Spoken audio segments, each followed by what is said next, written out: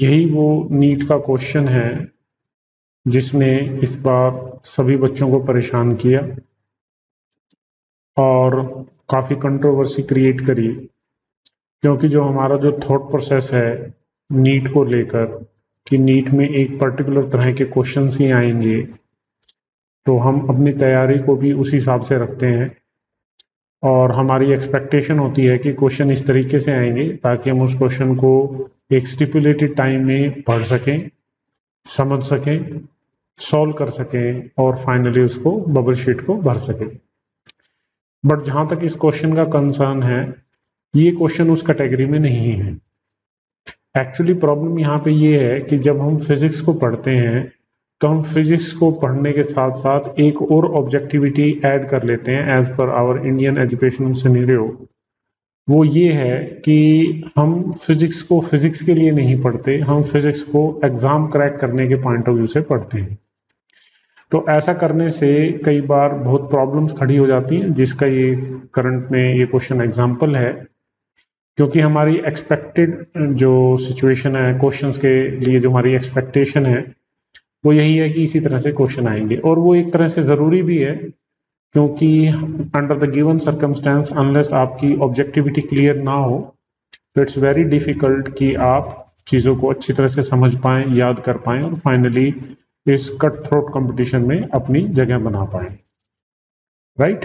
So you can say the way we are preparing for JEE and NEET is basically a necessary evil. But anyhow, अब ये क्योंकि ये question आ गया है तो ये क्वेश्चन एक तरह से इस चीज़ का इंडिकेटर हो सकता है, होगा, मैं ये नहीं कह रहा, हो सकता है कि हमें अपनी जो प्रिपरेशन है उसको इस तरह से मॉड्यूलेट करना है ताकि हम इस तरह की जो अनएक्सपेक्टेड सिचुएशंस हैं, जो कि कुछ ही होंगी, सारा पेपर तो ऐसा नहीं है, को हैंडल कर सकें और अपनी जो जगह है कॉम्पिटिटिव एग्जाम में उसको एंश्योर कर सकें। तो आइए इस क्वेश्चन को देखते हैं। बेसिकली इस क्वेश्चन के अंदर जो सिचुएशन गिवन है वो डायरेक्ट अंडरस्टैंडिंग पे बेस्ड नहीं है, मतलब जो आप कन्वेंशनली नीट के लिए पढ़ते हैं या इवन आप जो स्कूल सिलेबस के करस्पॉन्डिंग जो भी चीज़ें पढ़ रहे हैं, थ्योरी पढ़ रहे हैं, वहां से भी इसका डायरेक्ट इन्फ्रेंस जनरली नहीं आता है, राइट? तो सबसे पहले इस क्वेश्चन को समझना जरूरी है, क्योंकि जब तक आपको क्वेश्चन ही क्लियर नहीं होगा तो आप उसको आंसर कैसे करेंगे। तो इस क्वेश्चन को बेसिकली बहुत तरीकों से किया जा सकता है, पर हम यहाँ पे 2-3 तरीके ही डिस्कस करेंगे जिससे इसके अंदर एक क्लियर कट आइडिया हमें समझ आ जाए कि वो क्या है और इस क्वेश्चन की रिप्रेजेंटेशन क्या है। और इस क्वेश्चन में जो कॉन्सेप्ट यूज हो रहा है वो कॉन्सेप्ट ऑलरेडी मैं इसको सोल्व कर चुका हूँ इन माई चैनल, जहाँ पे मैंने पूरा डिस्क्रिप्शन दिया है। इसके अंदर जो यूज होने वाली टर्म है रेडियस ऑफ कर्वेचर, वो रेडियस ऑफ कर्वेचर कैसे आएगा, उसकी क्या सिग्निफिकेंस है, उसकी एप्लीकेशंस क्या है, वो सब मैं करके दिखा चुका हूँ, आप उस वीडियो को भी देख सकते हैं। तो आइए सबसे पहले समझते हैं कि क्वेश्चन क्या है। तो इस क्वेश्चन में कह रहा है कि हमारे पास एक वाटर टैंक है जिसकी सिचुएशन यहाँ पे आपको शो करी हुई है, और इस सिचुएशन में कह रहा है that it has a wall at x is equal to l।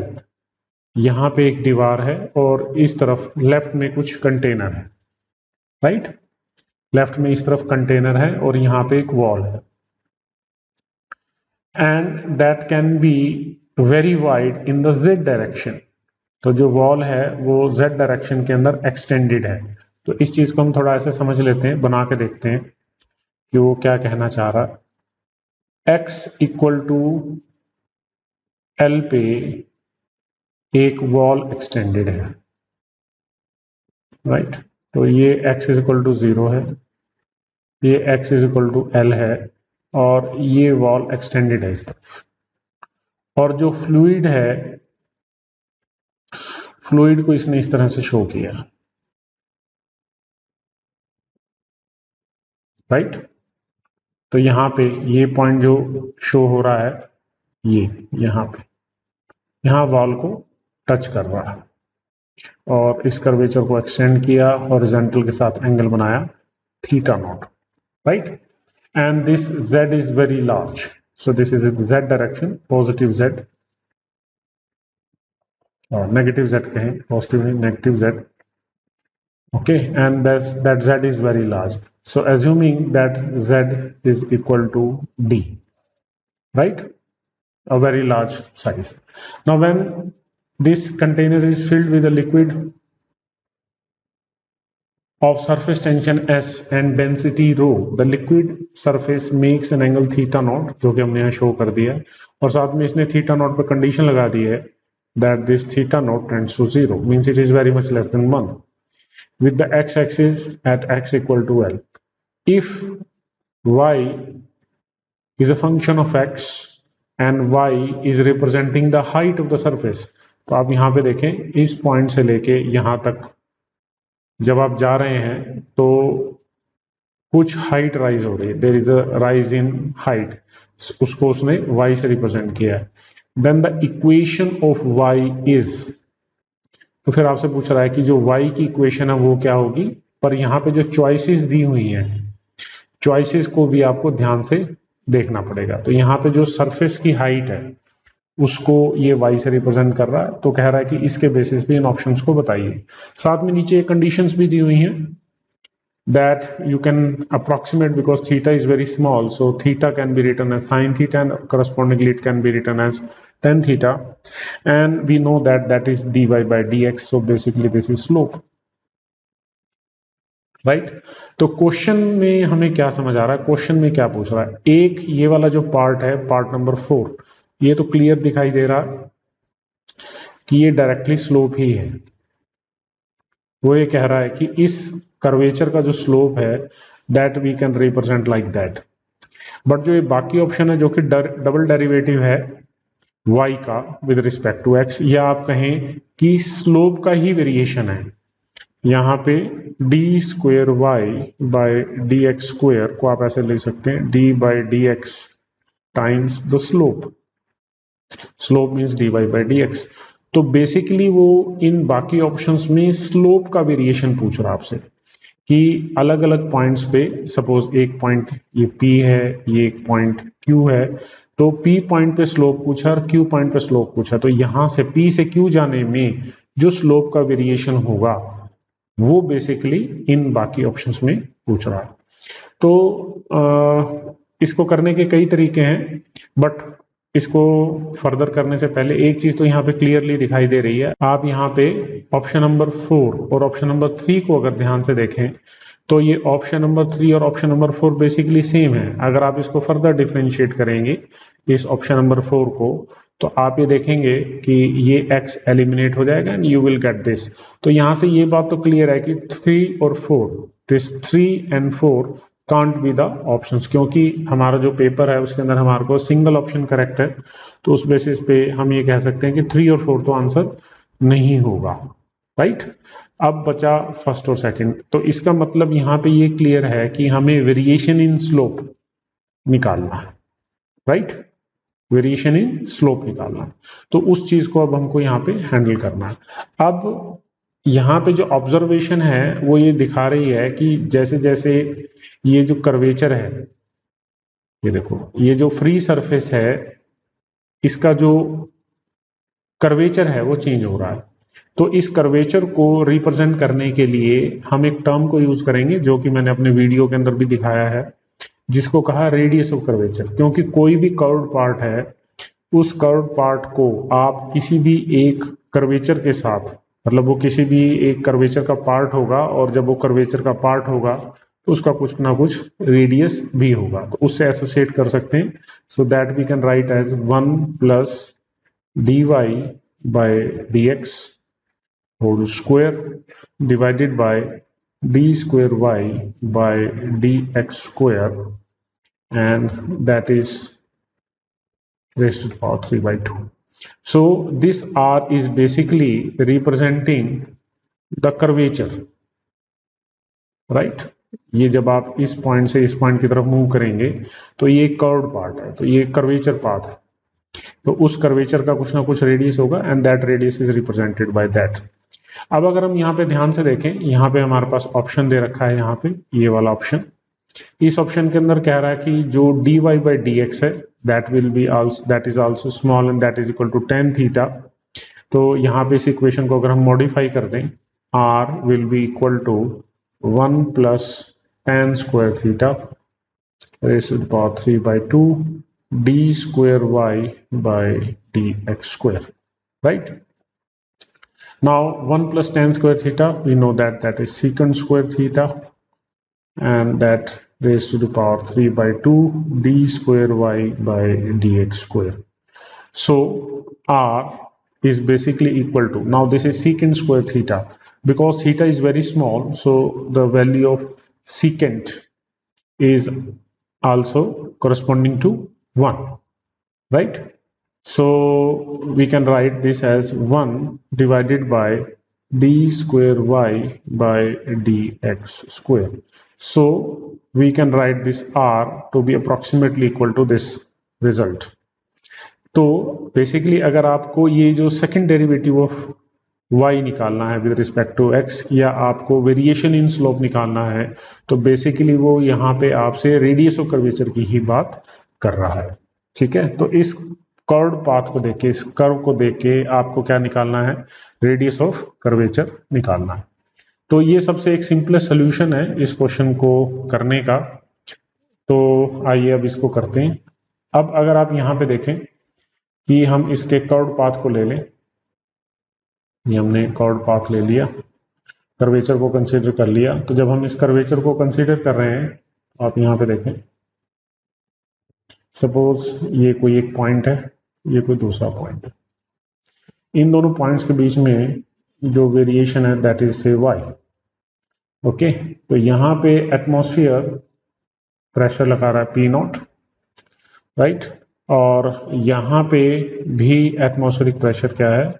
P0।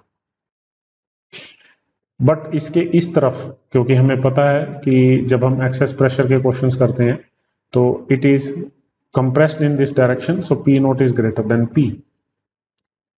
But अगर आप ध्यान से देखें कि एक लेवल पे जो प्रेशर है वो सेम रहेगा, तो इसका मतलब जितना प्रेशर यहाँ है उतना ही प्रेशर यहाँ होगा। बट यहाँ पे जो प्रेशर है वो P0 है, और यहाँ पे भी प्रेशर क्या होना चाहिए? P0। तो अगर हम यहाँ से लिखें तो हम इसको ऐसे ले सकते हैं, P0 that is equal to P plus rho g y. तो यहाँ से हमें मिल सकता है that P0 minus P, that is the difference in pressure, that is equal to rho g y। Clear?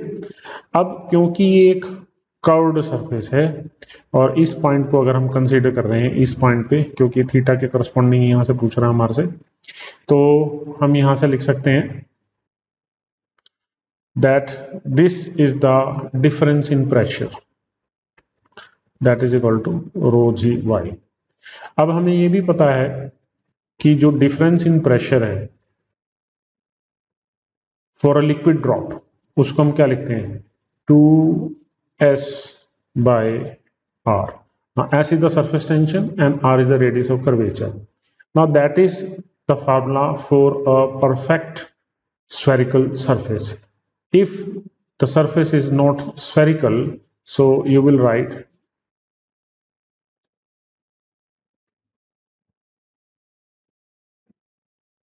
so if the surface is not perfectly spherical, you will write s into 1 by r1 plus 1 by r2, right? तो यहाँ पे आप ध्यान से देखें कि suppose मैंने आपको एक कर्व्ड सरफेस दिखाया, तो एक रेडियस ऑफ कर्वेचर तो इसके करस्पॉन्डिंग होगा और दूसरा रेडियस ऑफ कर्वेचर इसके करस्पॉन्डिंग होगा, राइट? तो इसके करस्पॉन्डिंग रेडियस ऑफ कर्वेचर और इस ग्रीन लाइन के करस्पॉन्डिंग रेडियस ऑफ जो कर्वेचर है उसको यहाँ पे रिप्रेजेंट किया हुआ है। अब आप यहाँ पे देखें इस पॉइंट के ऊपर, इस पॉइंट पे यहाँ पे, तो यहाँ पे ये कह रहा है कि जो ये दूसरा पार्ट एक्सटेंडेड है टुवर्ड्स z, तो मतलब आप ये ग्रीन लाइन की बात कर लें, because it is very long, right? It is very long, so we can say that the radius of curvature corresponding to this, that is spread towards the z, right? So the radius of curvature is very large. So when that radius of curvature is very large, so a very large means tends to infinity, suppose, and the other radius of curvature under consideration is r, So from here, what we can write that is equal to S by R. So the change in pressure is basically S by R. तो आप इसको ऐसे लिख सकते हैं. अब change in pressure हमारे पास ये रहा, तो हम यहाँ से लिखेंगे the change in pressure, that is rho Gy, that is equal to S by R. So from here you can simply write R equals S divided by rho Gy, right? तो ये आपके पास सपोज इक्वेशन नंबर 2 है, ये equation number 1 है. Equation 1 और 2 को अगर आप कंपेयर करें तो यहां से आपको क्लियर दिखाई दे रहा है that d square y by d x square that is equal to 1 by r. So this is rho g y by s. तो हमें यही चाहिए था, the double derivative of y with respect to x. So that is rho gy divided by s. So the option is option number 2. So that is the correct option. तो इस question को करने की अप्रोच ये थी, but इसके अंदर problem ये थी कि ये बात कितने बच्चों को पता है जब वो प्रिपरेशन कर रहे हैं, राइट? तो इस बात का जब तक पता नहीं होगा आप इस क्वेश्चन को सॉल्व नहीं कर सकते. अगर डायरेक्टली बोले so it's very difficult to do that question. But इस क्वेश्चन को करने का एक और तरीका भी है, आइए उस तरीके को देखते हैं. सिचुएशन यही है, यहां पे तो हमको कैलकुलेट करना पड़ा, बट अगर हम दूसरा पोर्शन देखें, ये आर का जो स्ट्रक्चर दिया हुआ है हमें, इसी को यूज कर लेते हैं. So r equal to 1 plus d y by d x whole square 3/2 divided by d square y by dx square. तो अब हम एनालिटिकल प्रोसीजर लगाते हैं. फार्मूला तो देखो यही लगेगा, इसमें तो आप एस्केप नहीं कर सकते, पर हम यहाँ पे कुछ एनालिटिकल अप्रोच लगाते हैं. तो सबसे पहले अप्रोच तो ये लगा दे कि थर्ड और फोर्थ ऑप्शन तो हो ही नहीं सकते, right? So these can not be possible. दूसरी बात, अब हम बाकी दोनों ऑप्शंस को देखते हैं. जैसे अब अगर मैं फर्स्ट ऑप्शन को देखूं और फर्स्ट ऑप्शन में अगर मैं x को 0 पुट करूं, मतलब ये सिचुएशन, अगर मैं x को 0 पुट कर दूं तो क्या डबल डेरिवेटिव 0 होगा? ये बात तो यहां ग्राफ से दिखाई नहीं दे रही कि डबल डेरिवेटिव यहां पे 0 होगा, ठीक है? तो अगर सपोज मान लें कि डबल डेरिवेटिव 0 है और इस कंडीशन 1 को हम फॉलो अप करें यहां पे, तो अगर हमने इसको x को 0 मान लिया, at x is equal to 0, slope is 0, में स्लोप वेरिएशन इज 0, तो यहां से क्या पता चलेगा? That r tends to infinity. r tends to infinity का मतलब क्या है? That the surface will become perfectly flat. But यहां पे इस क्वेश्चन में कहीं पे भी ये सिचुएशन नहीं दिखाई दे रही कि ये जो सरफेस है वो परफेक्टली फ्लैट है, ठीक है? ना ही उसने क्वेश्चन में मेंशन किया है, ना ही कोई और इंडिकेशन है, जबकि यहाँ पे ग्राफ में भी दिखाई दे रहा है कि at x is equal to 0 यहाँ पे कर्व्ड है, कर्व्ड सरफेस है, ये कंटिन्यूसली चेंज हो रहा है, ठीक है? तो यहाँ पे r टेंड्स टू इंफिनिटी कहीं पे नहीं हो रहा. r टेंड्स टू इंफिनिटी का सिंपल मीनिंग है परफेक्टली फ्लैट सरफेस, राइट? तो वो यहाँ पे कंडीशन में कहीं पे भी दिखाई नहीं दे रहा, तो इसलिए जो आपकी ऑप्शन नंबर 1 है वो भी नहीं होगी. तो जब ऑप्शन 1 होगी नहीं और 3 और 4 सेम है, तो by logic you simply get 2 as the answer. तो ये दूसरा अप्रोच है. अब तीसरे अप्रोच की, जो कि रियल कैलकुलेशन अप्रोच है, जो कि लेंथी प्रोसीजर है, उसके बेसिस पे हम इसको करके देखते हैं.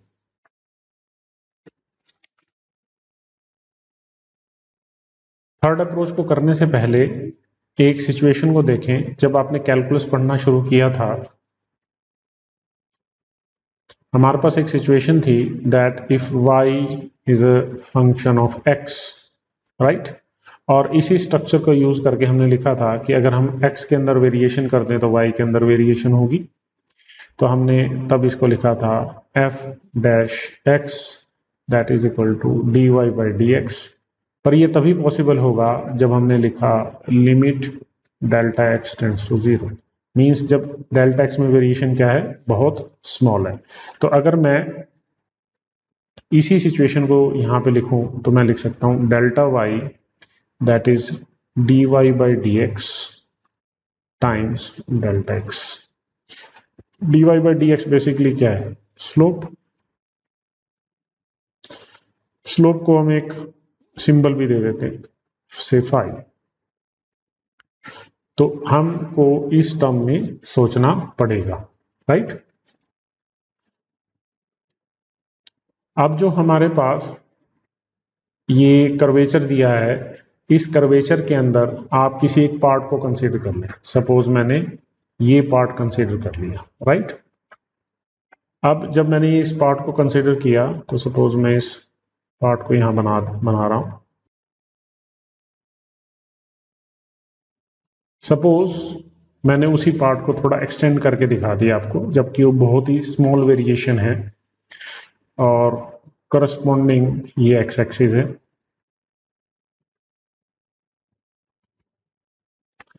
सो this is x and this is x plus delta x, मतलब ये वाला जो पोर्शन है that is delta x, right.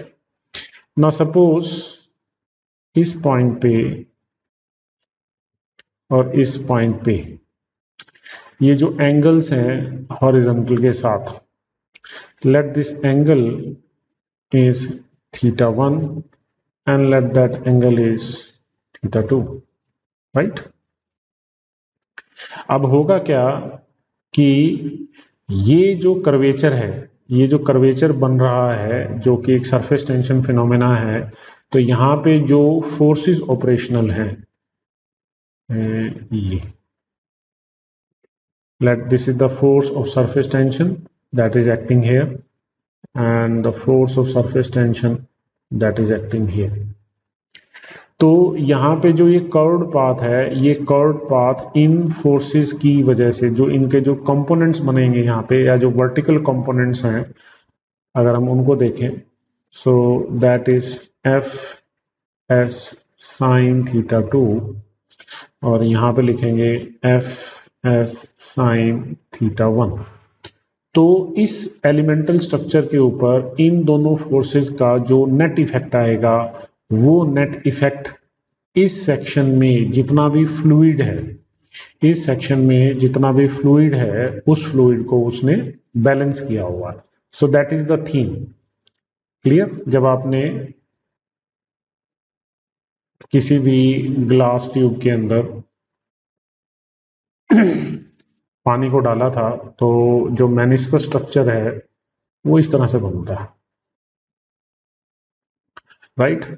तो ये इस सेक्शन में जो फ्लूइड है, ठीक है, इस सेक्शन में जो फ्लूइड है that has moved up and this liquid is in the equilibrium state. तो उस चीज को हम यहाँ पे रिप्रेजेंट कर रहे हैं। तो यहाँ पे हो क्या रहा है कि जो नेट अपवर्ड फोर्स है, net upward force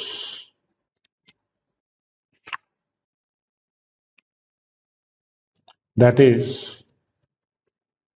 responsible to hold the fluid. So that net force is represented by F net, that is equal to Fs sine theta 2 minus Fs sine theta 1. So we can write this as force of surface tension, that is sine theta 2 minus sine theta 1. Clear? Now that net force is doing what? It is equal to the weight of the fluid. तो ये जो shaded portion है, that is a very, you can say very small portion. इस small portion में जितना भी fluid है that is balanced by this net force, right. तो अब हम इसको थोड़ा सा और स्ट्रक्चर करते हैं। फोर्स ऑफ सरफेस टेंशन, तो किस फोर्स की बात कर रहे हैं? इन फोर्सेस की बात चल रही है, इस फोर्स की बात कर रहे हैं। तो ये जो फोर्स है ये किसके ऊपर, किस लेंथ की करस्पॉन्डिंग बात करें? जो कि जेड एक्सिस की लेंथ है, जो जेड एक्सिस के अलोंग लेंथ है। तो हम उसको लिख रहे हैं force of surface tension that is surface tension into D, right, into sine theta 2 minus sine theta 1. So this can be written as tangent theta 2 minus tangent theta 1. So SD, that is tangent theta 2. So what you can write? You can write this as dy by dx. Let this point is Q, this point is P. So corresponding to point Q minus dy by dx corresponding to point P, right? तो हम इसको ऐसा लिख सकते हैं. And that variation is corresponding to what? That variation is corresponding to the this net force is corresponding to the weight of the fluid. So what is the weight of the fluid? Weight of the fluid can be written as rho g y delta x into D. ये ऐसा क्यों लिखा? क्योंकि अगर आप यहां पे ध्यान से देखें, ये डेल्टा x है, this is delta x, this is delta x, और यहां जो वेरिएशन है that variation is y and the d is the depth, right? So we can write y delta x into d. तो हम लगभग जो इसके अंदर इस सेक्शन में है उसी को कंसीडर कर रहे हैं. We are considering it approximately, you can say cuboid in the shape of the cuboid. अब जो ये वेरिएशन है, ये किसकी वेरिएशन है? Slope at q and this is slope at p. So this is the variation in the slope when we are moving from p to q. तो इसको हम लिख सकते हैं s into d, that is the variation in the slope. Slope को मैंने phi से represent कर दिया, right? Now we are using this phenomena. So if I want to represent the variation in the slope, so how I can write variation in the slope using this phenomena? What I can write, variation in the slope is equal to d phi by dx into delta x, because the variation in the slope is corresponding to x. तो यहाँ पे आपके पास del phi, that is del phi can be written as d phi by dx into delta x, और यहाँ पे rho g y delta x into d. So x delta d, delta x into d, delta x into d, तो ये cancel हो जाएंगे यहाँ से. तो यहाँ से फर्दर आप क्या लिख सकते हैं? Rho g y divided by s, that is equal to d by d x phi. Phi को हम ऊपर क्या डिफाइन करके आए हैं? D by d x, that is d by dy by dx. So that was the slope. So we can write it as d square y by dx square, that is rho gy by s, and that is our final answer. तो जो इसका जो पूरा explanation है वो ये है, right? तो चाहे तो आप ये वाला प्रोसीजर यूज कर लें, चाहे सेकंड अप्रोच यूज करें. सेकंड अप्रोच के अंदर तो क्लियर है कि आपको रेडियस ऑफ कर्वेचर ही निकालना पड़ेगा, राइट? तो उसके बिना ये चीज होगी नहीं. बट जो क्वेश्चन की जो नेचर है तो उसको इंटरप्रिटेशन पे है कि आपने क्वेश्चन को किस तरह से इंटरप्रेट किया है, दैट विल डिसाइड कि आप क्वेश्चन को किस तरह से करेंगे. बट ओवरऑल जो भी हो, so it is not expected that such kind of questions to be asked in NEET, क्योंकि जो नीट के स्टूडेंट्स हैं उनका मैथमेटिकल जो स्केल है वो सभी को पता है. तो एग्जामिनर को इस बात का ध्यान रखना था. तो मेरे हिसाब से तो ये क्वेश्चन एग्जामिनर ने या एनटीए ने अपनी फ्रस्ट्रेशन में डाल दिया कि 720 में से 720 तो आने ही नहीं देने, राइट? तो I think this is a bad approach. They should follow more conceptual, you can से क्वेश्चंस, ज़्यादा कॉन्सेप्चुअल क्वेश्चंस डालें या कुछ इस तरह से क्वेश्चन डालें जो कि सब्जेक्ट के रेलिवेंट भी हो, जिसको स्टूडेंट्स पढ़ते भी हैं, और इन डेप्थ क्वेश्चंस पूछने चाहिए. ये क्वेश्चन इन डेप्थ ना होके ये तो डायरेक्टली यू कैन से it's just like a land mine. Land mine means इस तरह के क्वेश्चन प्लांट कर दिए जाते हैं पूरे पेपर के अंदर ताकि स्टूडेंट्स उन क्वेश्चन में उलझ के वहीं डेड हो जाए. So that's from my point of view that is a bad approach. So I hope इस तरह के क्वेश्चंस नहीं आएंगे, बट यहाँ से हमें एक सीख तो ज़रूर मिलती है कि हमको अपना जो अप्रोच है वो डाइवर्जिंग अप्रोच रखना चाहिए। हमको फिजिक्स सीखने के ऊपर भी थोड़ा बहुत एफर्ट करना चाहिए, ना कि हम प्योरली प्रीवियस ईयर क्वेश्चन ही करते रहें या उसी पैटर्न को फाइनल पैटर्न मान के तैयारी करें। So I hope you have understood कि आपको क्या अप्रोच रखनी चाहिए। ठीक है, तो आप इस क्वेश्चन से घबराएं मत। ऐसे क्वेश्चंस अगर फ्यूचर में भी आते हैं तो एक दो ही आएंगे, तो आप अपने दिमाग को रिलैक्स करके ही पेपर दें। ओके।